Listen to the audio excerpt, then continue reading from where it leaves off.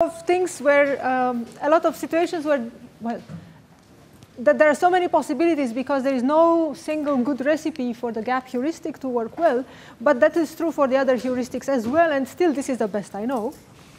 However, there is another heuristic that may work for both model-based and non-model-based methods. And again, I can't recommend it as 100% sure, but it is an interesting topic of research, this one. And it's a whole class of methods called stability methods. So the idea is as follows, that whatever I find in the data, if it's not stable to perturbations of the data, then it's probably not true in the data, it's just an effect of noise. And so if I talk about clustering, if I find a clustering and then I perturb the data a little, and I find a completely different clustering, it means that probably at least one of them is wrong, and maybe both. And this was extended to a set of methods for estimating k. And here is one of them. It says perturb the data. How do you perturb the data? You can add a little bit of noise to the data, but it's hard to find the noise that really fits the data. So a good method of perturbing the data set is to take the data set of size n and then sample from it a large subset. Yes. If you sample a subset that's half the data, it means you have reduced your sample size.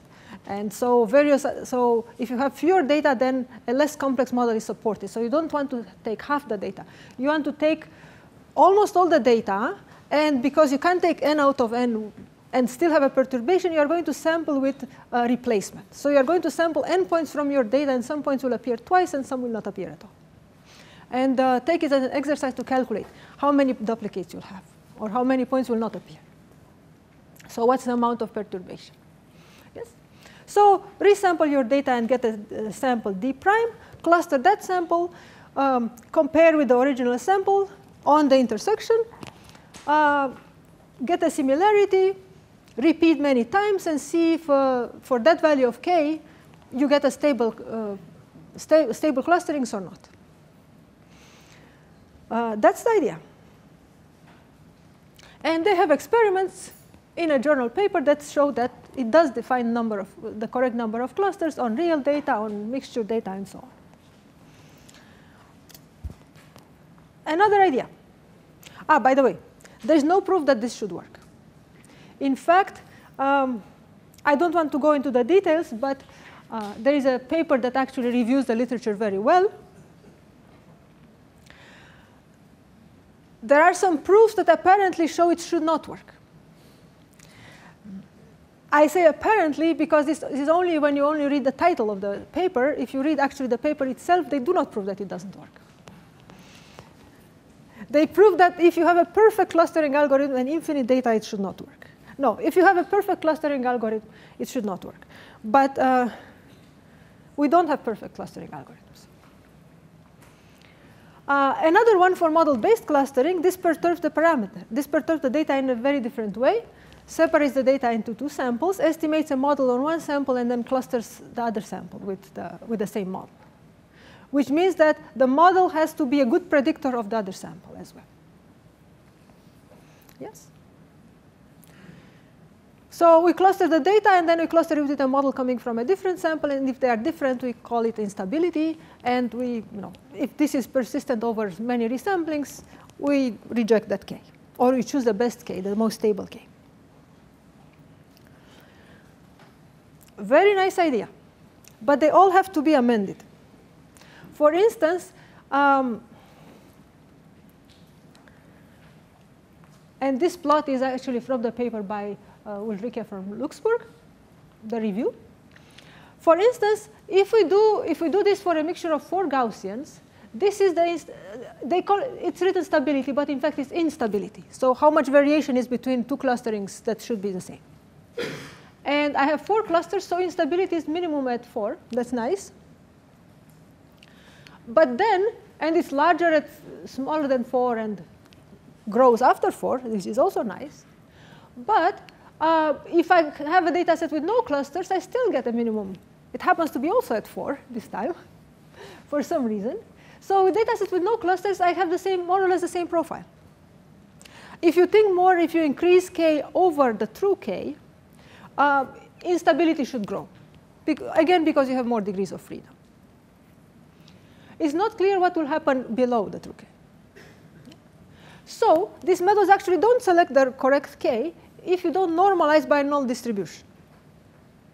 So again, you have to compare the stability, so divide the stability or the instability on your true data by the instability of some null distribution, and then yes, this result looks better and this result looks worse. So although these methods seem to work, and I personally, and I'm not the only one who believes there is something in them, use them carefully. Yes? Is this even contingent on choosing the correct reference distribution? I don't know if anybody has investigated that. So the question is, does this depend on choosing the correct? I don't know what's the correct reference distribution. What we would like to know, all of us, will be what's the rate of growth of stability theoretically, so I can divide by it.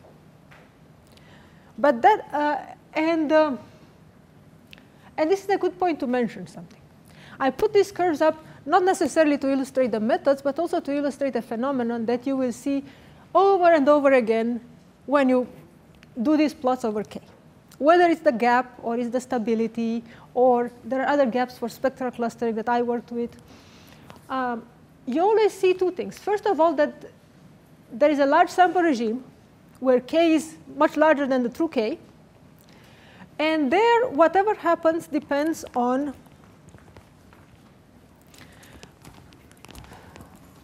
in that regime, every cluster has a bunch of centers.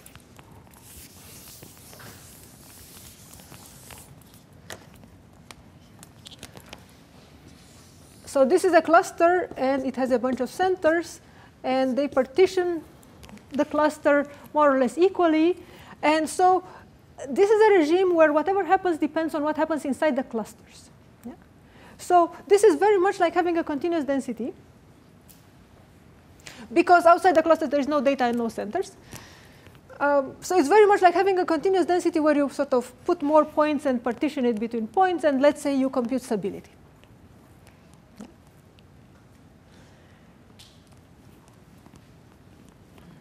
And so it should have some kind of rate of growth. The problem is that the rate of growth depends on how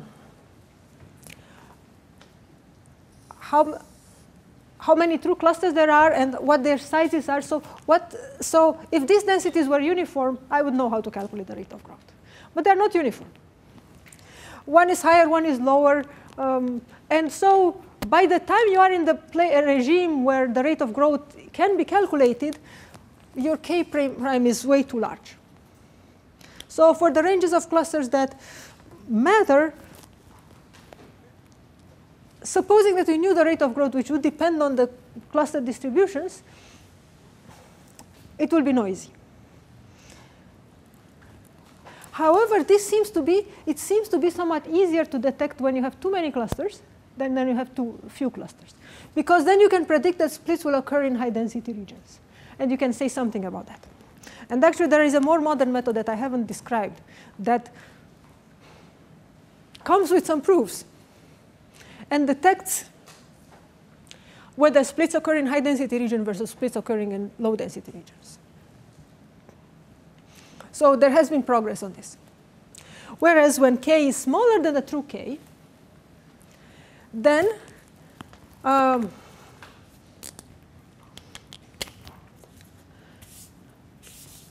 so suppose I have 3 clusters, but I have, so k prime is 2, but k is 3. Then, so this is one possible split. Here is another possible split. And so this is another possibility for, that's why instability occurs, because the splits go like this, or maybe like this. Yeah. Here, the regime is not asymptotic because splits occur between, so the differences are combinatorics. Yeah, combinatorial. 2 clusters go on one side and one goes to the other side. So whoever wants to start working on this problem notice that there are two different regimes. Here, what happens before when you have too few clusters is different from what happens when you have too many clusters. And I expect different methods are needed to handle them. Of course, if I know that I have too many clusters and go down and find that now I don't have too many clusters anymore, I have found K. So you don't have to solve both problems. You can do something good with solving only one.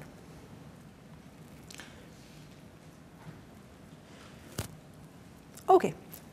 Are there questions about stability and choosing K? It's a hard problem, but you have to solve it. OK, outliers.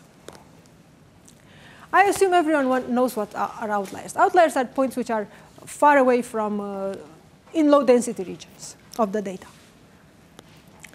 And it is typical to say that we have a certain proportion of outliers in the data. So the assumption is that the number of outliers grows with the number of data points. They don't disappear. They are not washed out in the sample size. Yes? And they exist. So what do we do about them? If we do mixture modeling, one technique is to add another extra Gaussian. Say we do a mixture of Gaussian, add an extra Gaussian with high variance, variance equal to the variance of the data, for instance, or a little larger, which will catch all the points that are inside which don't fall in the other Gaussians. The reason for that is that if you let them fall in other Gaussians, they perturb your parameters. So the Gaussian is very sensitive. The Gaussian means and sigma are very sensitive to outliers, and so you get much worse parameter estimates if you have an outlier in your cluster. What would be the center of this large Gaussian? Oh, the center of the data. So a very flat Gaussian. So the question was where the center would be. And the best guess is the center of the data, the mean of the whole data set. Yeah? But you want it to be, the sigma to be so large that the Gaussian is almost flat over the data. Yeah? So you want just a little bit of probability density above between the clusters, so that every point that doesn't fall neatly in a cluster or neatly in a cluster falls there. Yeah? Another trick that I talked about is to not let the sigmas go to 0, because the only way a sigma goes to 0 if it's on a single point. And again, you don't want that. Actually, you do want that, but then you have to add the 1 to the number of clusters. So you prefer to put it in the k plus 1, k plus first Gaussian. Okay? Another way is to change the m step, leave the number of clusters to k, again assuming that you know what that is, and do the estimation in a robust way. Robust, and there is a whole, there are books on robust statistics, but the simplest technique is when you compute a mean, eliminate the outliers, eliminate the furthest points, and don't take them into consideration. And you reduce your sample size by a little. You introduce a little bias too, especially in variances. You bias the variances down. But the change in variance is balanced by the decrease in, so the change in bias is balanced by the large decrease in variance if you do that, variance of the estimate. Okay? Or I put k-medians, and one of the classic papers in k-medians, don't use means, use medians, because the median is robust. Okay? And there is a method for single linkage, but if you have a reason to use single linkage, I'm sure you can think of it yourself. Okay? There is another alternative to clustering with outliers, which is don't do parametric clustering. So don't use a parametric model, because the data really, if you have many outliers, may require something else. And that's true in particular when the outliers are clusters themselves. So suppose you have 3 large clusters, like here. But now you have 3 points here. In some sense, they are outliers. But in another sense, they are a small cluster. And maybe I don't want to eliminate them. Maybe I want to keep them. And this is actually true in sciences, for instance. If once in a while something appears in a place where it shouldn't, maybe it's an error, but maybe it's a discovery. And I can give you examples from astronomy where most objects that you observe on the sky can be classified in large clusters like planets, stars, galaxies. But once in a while you have a gamma ray burst, and you don't want to eliminate that. Of course, you don't want to cluster it with these guys either. Yes. But it should have a cluster of its own. This appears more often when you have large data sets. So it's becoming more and more important. The more data you have, the more structure you can observe in it. And the more it's important the more you start observing, sampling small groups. And think of anything. Think of users of a large website. There are some people, like websites cluster users, and there are the large groups, but then there are the niches and so on. They appear there. They appear in biology, they appear in astronomy, everywhere. So if you start talking about large data sets, it's important to account for the fact that not all clusters are equal. And there will be many small clusters. In fact, there can't be too many large clusters because they have to sum to 1, but there can be lots and lots of small clusters. And in fact, you may have seen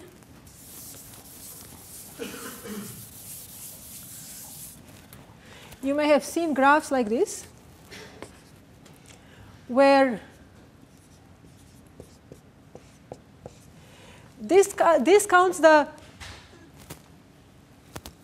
so this is nk, and clusters, so this is size of cluster k. And the clusters are ordered by size, and the graph goes like this. The first cluster is very large. The next one is smaller. The next one is smaller.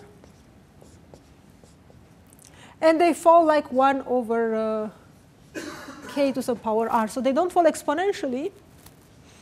The sizes fall sort of in a heavy-tailed fashion, a polynomial. Yeah? This is a very typical distribution which says most points are in large clusters, but there is a very large number of small clusters. And the clustering methods that I have talked about are not good for these methods. K would be too large to estimate the way with EM or the k-means the way I talked about. And this is where we go to non-parametric clustering.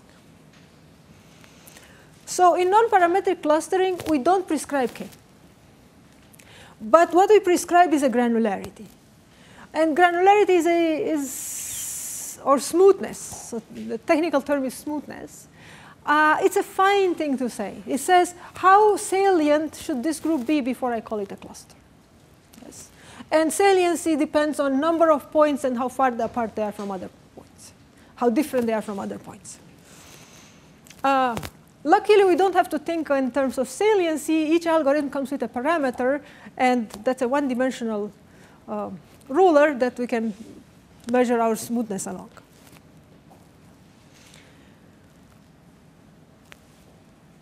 The methods that I'm going to talk about in clustering start with a density estimation. So the idea is as follows.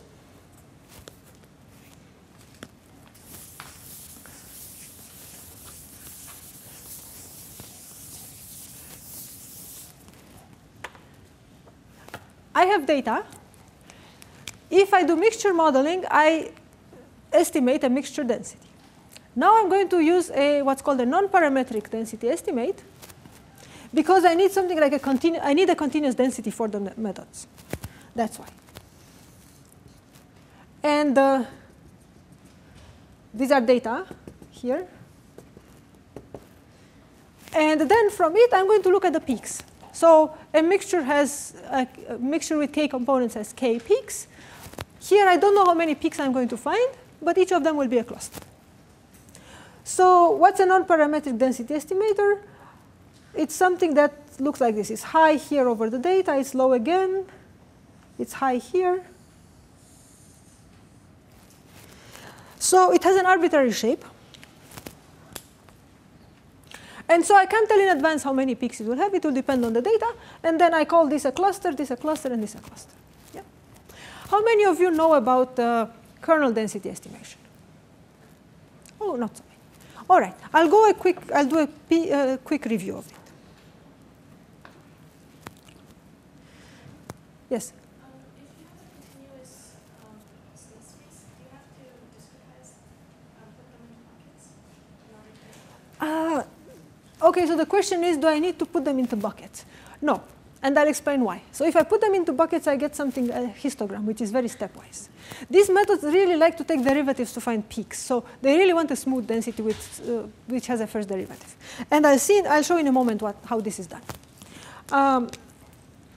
Besides finding peaks, another way of doing density of finding clusters is looking at level sets. And you probably know why already, because I told you last time. Peaks are unstable. I could have any number of peaks here, but if I look at level sets and I put a little confidence interval around them, that's more stable, that's more robust. It's also computationally harder though. OK, so here is my one slide kernel density estimation slide. So this is a neat drawing of what I did before. Here are my data points, the little bullets here. I put a bump, a round smooth bump on top of each of them. And the bump has area 1, but is divided by 1 over n, so that they sum to n, they sum to 1.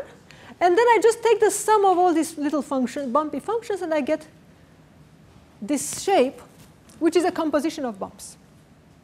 Yeah? These bumps are not Gaussians, but for the purpose of non-parametric clustering, I'm going to use Gaussians, again, because I needed to have the first derivative. In general, in other tasks, I may prefer these kind of bumps because they have finite support, so computationally they are easier to handle. But not for non-parametric clustering. Yes? Is this clear? How I do kernel density estimation? OK. Then, one important parameter in kernel density estimation is the width of the kernel K, H. Yes? So I can take the bumps to be wide like here, or I can make them narrow. And in the case that when I make them narrow, I have more sharper peaks. Also, I may have more peaks. So if I make these kernels narrow, I may have 2 peaks instead of 1 on this side. So 2 clusters instead of 1. And this H is the smoothness parameter of the clustering method. Yes? So this H determines the number of peaks, and that is what determines the granularity of the future clustering.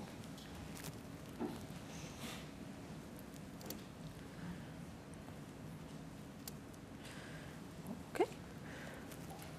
As I said, the kernel function is any function, any density that's unimodal and symmetric. And the shape of the kernel doesn't matter, and we are going to use the Gaussian. So here is the idea of the peak finding algorithm. If you look at the expression of the function, and it's written here again. Oh, no, this is a gradient. If you look at the expression of the function, and this is a gradient. So peak finding. I take the gradient, I equate it with 0, solve it, get the peaks. Yes? However, how do you solve this equation? It doesn't have a closed form solution. So one difficulty with working with kernel density estimates is that the function depends on n points of the evaluating the function or the gradient for a single value requires cycling through the data set. And the second is that nothing can be estimated in closed form, or very little. Yeah? And so, however, there is a very simple algorithm that is probably the best you can do, which is the following. Solve the equation iteratively by saying, if I solve for x in here, so I take this as fixed and solve for this x, then I have a linear equation, and I do sort of a fixed point iteration, replacing x with this right-hand side, which is called the mean shift. Yes? Why it's called a mean shift? It's a shift. I move x somewhere. And where do I move it? Here is xi times the kernel, and here is the sum of the kernel. So it's like a weighted sum of the xi's. So I move x to a weighted mean of its neighbors, actually, of everybody, including itself.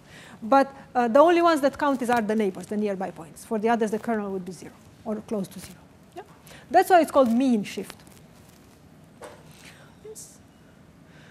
And so for the algorithm is very simple. I take every point, iterate this algorithm until I find a peak that corresponds to x. So I start from this data point here. I follow the gradient and go up the hill and end up here. Yes. And what happens is that if I take this other point, I follow the gradient and end up in the same peak, which means that the 2 points should be clustered together. Whereas if I start from this point, I will go to this peak, and so this means that all the points under this peak will be clustered together. Notice that if I have lots of small peaks somewhere else, they will not influence what's happening here, and they will fall in their own clusters. And if I have an outlier, it will stay in its own cluster by itself. Yeah? So this is the idea. So I can handle outliers, I can obtain the peaks. The smoothness parameter is h and tells me how many peaks the density has. And then I just have to find them. OK. The downside is that it's very expensive. For every point, I have to iterate something that depends on the whole data set. So it's quadratic times a large constant. So a simple modification worked very well in practice. Yes? That means if there's two peaks that are quite close to each other, they'll be identified as separate constants. It may be. So if I really have 2 bumps here, it may be. But I will have 2 bumps. You know, the sharpness of the peak is never smaller than the sharpness of h, the curvature of the single bump. Yes. So if I have 2 peaks nearby, it means that like each of them is like the top of a single bump or wider. So it means that there was something in the data. On the other hand, I could have some, and so your question is still valid. So it deserves more analysis, but it's still it is a very valid question. And in fact, this algorithm, I present it in a sort of simplest form, but they do something to smooth out 2 peaks like this. So they do take this into account. If there is the valley between the peaks is not deep enough, if the valley between the peaks is not deep enough, then they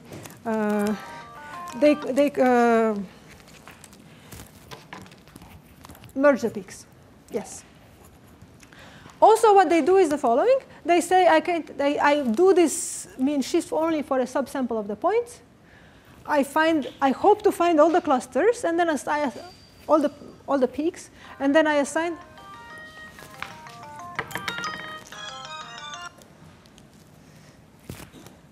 And then I assign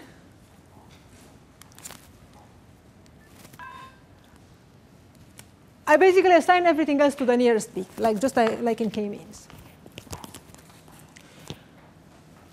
And this actually is in wide use. So it's a very popular algorithm, and it has, for good reason, it does the job and fast enough. Yes? So I have the same question that if you have 2 peaks, but they are different, but they have the same value of the peak, will it assign the points in the same cluster that way? So you mean like here? No, the point is like if you have a single peak towards the left of the one, like on the left. Like something. Something like that. Like they have, And they are exactly equal.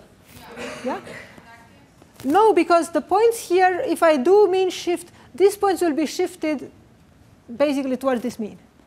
Yeah? So if I start with a point here and I follow the gradient, it will go to this peak. And if I start with a point here and I follow the gradient, it will go to this peak. So it's actually not important how high they are.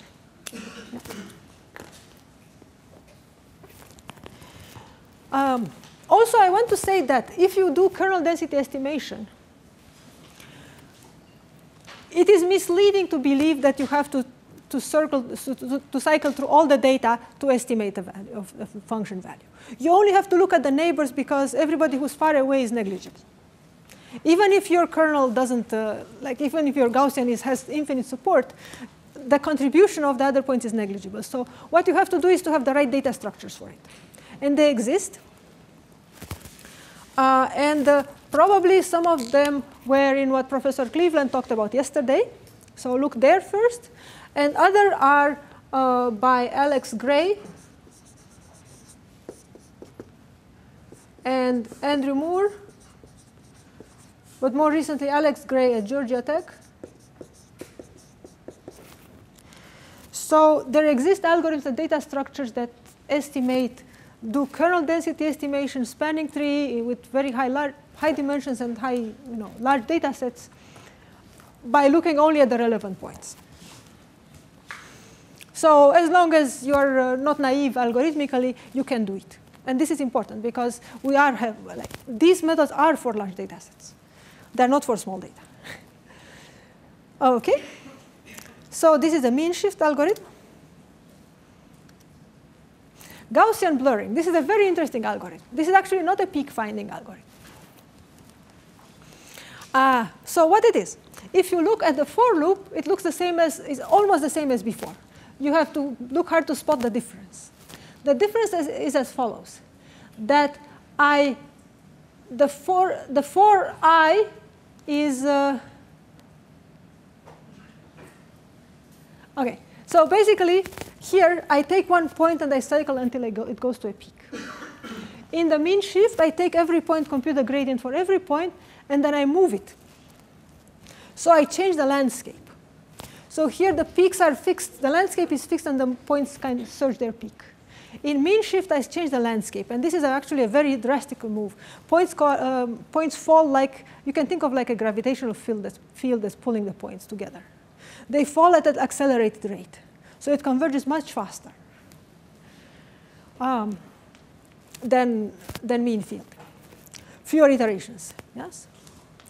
However, there is a catch.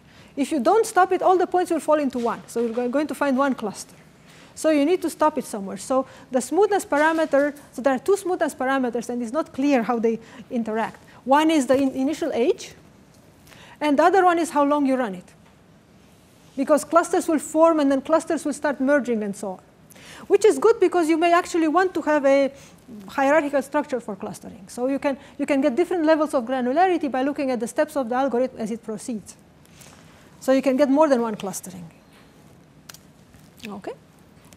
And there is a proof that actually it has cubic rate of convergence, which means that after 10 steps, there is nothing to do on most data sets.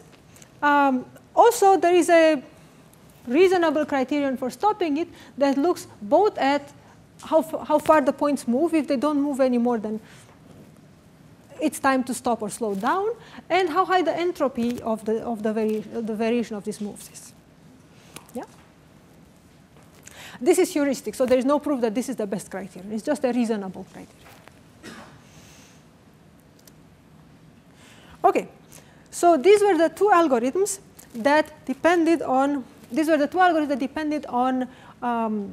kernel density estimates and peak finding. The next two algorithms will talk about level sets. So as I said, level sets are more robust, but they're harder to find. So the algorithm of Nugent and Stutzle does the following. It chooses the level sets, so chooses a set of levels, and so here we pick some levels, and then we cut the density at these levels.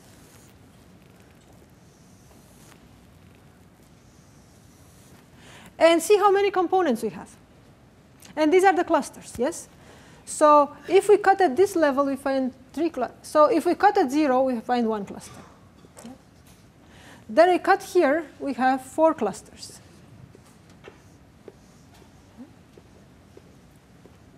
OK.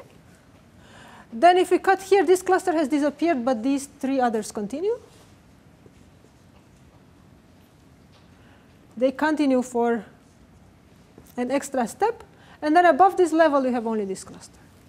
And they call this a cluster tree. What's nice about this cluster tree is as follows. Suppose I had here 2 peaks. Then I would not notice a little separation. Ideally, I could do it continuously, but it's pretty computationally expensive to find level sets. And that's why it's done discretely. Yeah? But the cluster tree reflects how, basically, the structure of the peaks in the density. And then after I have this cluster tree, I can decide, are these two clusters or just one? So is this really a partition into two, or should I consider it noise?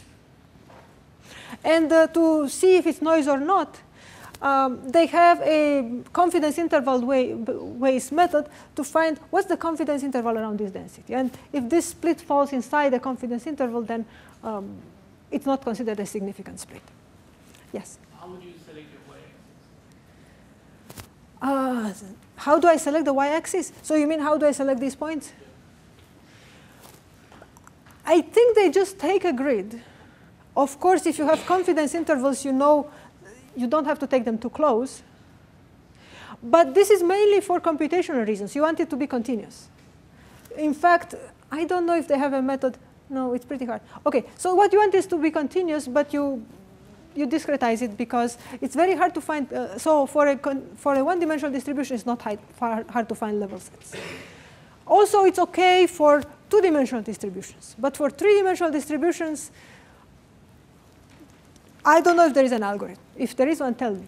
So for many dimensions, it's much harder to find level sets.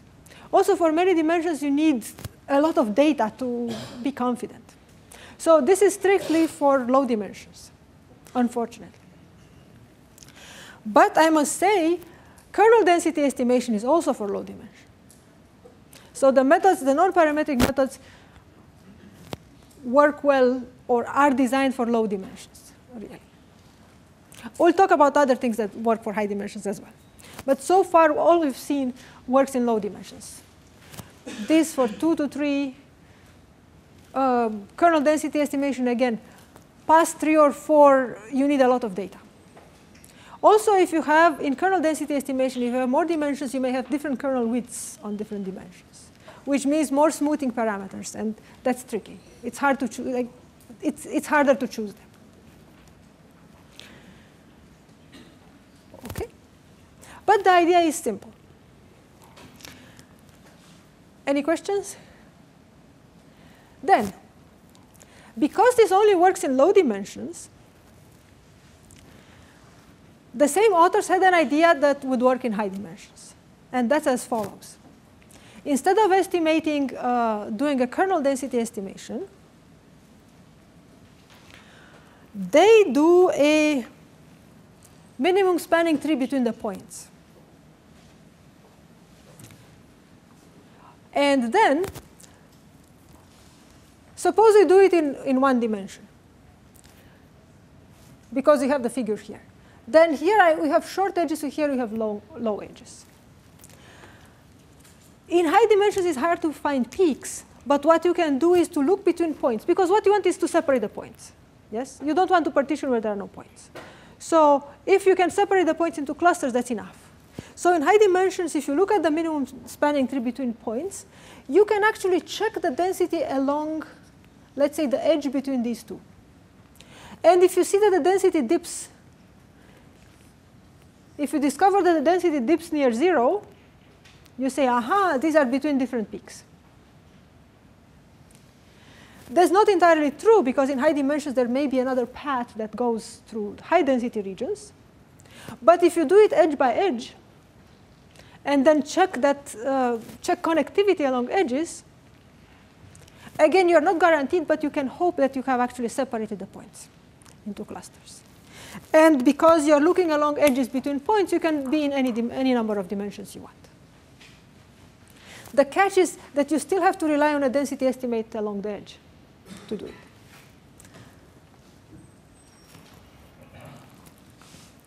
OK. All right. This is what I said, the comments that I have, that basically this is a hierarchical clustering, because every cluster at a higher level is inside a cluster at a lower level. There are various efficiencies that can be exploited. And we can test that the density goes low between edges, and so that we can take the algorithm to high dimensions. OK. And here is an example, again, on that biology data. If you do this for the biology data, this is the cluster tree that you obtain. And they also did the confidence interval estimation and obtained that basically there are 8 clusters and 5 artifacts. So coincidentally, incidentally, they also find 8 clusters by this method. The artifacts are these ones, 1, 2, 3, 4, and I don't know which one is the 5th. They're supposed to be marked, but they aren't. So basically, the confidence intervals tell that 5 of these are not correct clusters. Probably you can look by the colors. Okay. There is another way to do level set clustering in high dimensions, and that's by support vector machines. Now, there will be other lectures that will talk extensively about support vector machines. So I'm not going to go into the details right now. How many of you actually know what support vector machines are? Oh, great. Do you know also that you can do density estimation with support vector machines? Yes. So basically, you can support vector machines are classifiers. But if you say I'm going to put all the points in one class, and then in the other class I put 0, the origin. And you do this in the following way. You map the points to a high dimensional space, and you make sure that in that high dimension, you take the 0 in that the origin in that high dimensional space. And if you, for the mappings that they use, the points are guaranteed to be away from 0 anyway. Yes? So 0 will never be one of the points or near the points. And then if you do a separation from 0, you get an estimate of the support of the distribution. So you get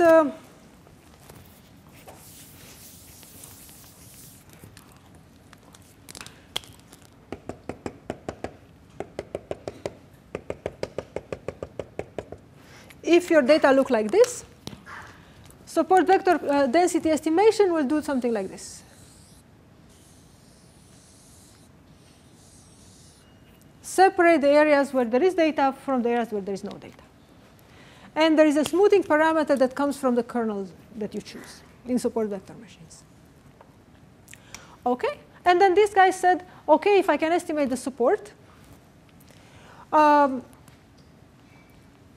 can just look to see if the support is connected, and I call these clusters. So all they have to do is to then go along lines between points and check whether they are inside the support or not. And they have a nice trick to do that. Moreover, if I can estimate, suppose now that, in fact, I have, let's go in 1 dimension. The density is not 0 between clusters. Yes. There's not a problem with support vector machines because I can change the algorithm only slightly. And instead of estimating the level set as 0, I can estimate any level set, an arbitrary level set, and so which adds another smoothing parameter. So it will have 2 smoothing parameters. And so I can find something that's analog to a cluster tree. Or I can decide what this level set should be and find the clusters at that level. The drawback is that there are 2 drawbacks. First of all, it's hard to choose the smoothing parameters. They're not independent. And there's no good recipe. And the second is that support density estimation itself is not very strongly grounded in support vector machines. So it's very well understood why they work for classification and what it is that they are doing. But it's not so. It's slightly arbitrary what is done for classification. Separating from 0 in that high dimensional space where they are mapped. OK, that's an idea, but why not separate them from some other arbitrary point? And that would give you another density. So there is some indeterminacy, something unsatisfactory in the density estimation procedure that actually makes clustering not so reliable. You are not sure what is happening really. Okay? And useless to say, what the rest of the slide says is that you can do this with kernels and without ever going to with scalar products exclusively, without ever going to the high dimension, representing the points in high dimensions, which is the whole game in support vector machines.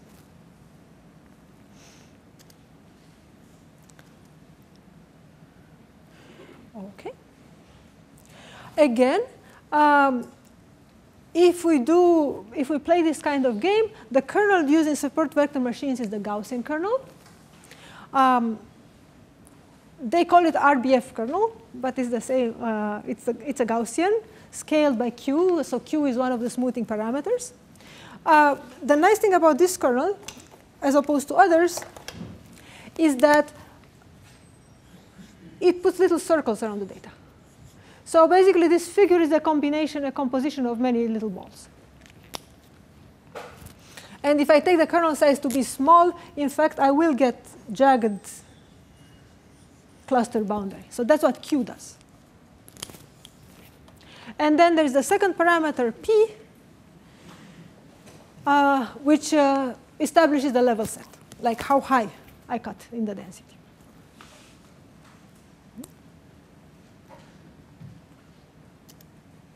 Okay. Also, another remark, for any of these methods, for any level sets methods, if I have outliers, they fall outside the level set, so they're not clustered in any cluster. They're marked as outliers. Okay. Well, now we start an important chapter, and it would be nice to start it tomorrow. So I will ask again if you have questions about density estimation methods. Yes. Are these density estimation methods supposed to be non-parametric? Yes. How so? The question. Okay. So the question is, why do I call them non-parametric? So they are non-parametric. So what means parametric? Parametric means that I have a fixed number of parameters, and they mean something. So for instance, in a mixture of Gaussians, I have parameters for the centers, parameters for the sigma, and parameters for the pi's, the cluster probabilities. And no matter what the model is, I have the same number of parameters, and they always have the same meaning. It's just the value that differs. In non-parametric density estimation, the data are the parameters. Plus, I have the smoothness parameter. So in non-parametric density estimation, I give you an H, which is the kernel width, and that's the parameter. So they do have parameters, but what is different is that the model is given by that parameter plus the data, and the really important thing is that the model complexity is not given by the number of parameters, or by the is not given by the number of parameters, and it's not, in some extent, is not completely determined by the smoothing parameter. So the model complexity of a mixture of Gaussians is always the same, and is given by the number of parameters. Or not necessarily, but it's fixed for the whole class. It's something that depends on the whole class. Here, no. Here, the model complexity depends on how wide H, but also on the structure of the data. So this data has 1, 2, 3, 4 peaks at this H. But another data set for the same H may have only one peak. So I get a less or more complex model depending on what the data tells me. And that is the meaning of non-parametric in statistics in general. When you do support vector machines, you'll see that they are non-parametric because, for those of you who already know support vector machines, the number of support vector machines is something that comes from the optimization. And that is the complexity of the model in support vector machines. So the number of degrees of freedom of a non-parametric model comes after you do the estimation. It's a combination of the data and the smoothing parameter. And coming back to clustering, the complexity of clustering is the number of clusters in some sense. K comes out of the data and the smoothing parameter, but is not known in advance, like in mixtures. Yeah? And this is true also for Dirichlet process mixtures, which are known as a form of non-parametric Bayesian. I think I wrote this somewhere. So they are called, are a form of non-parametric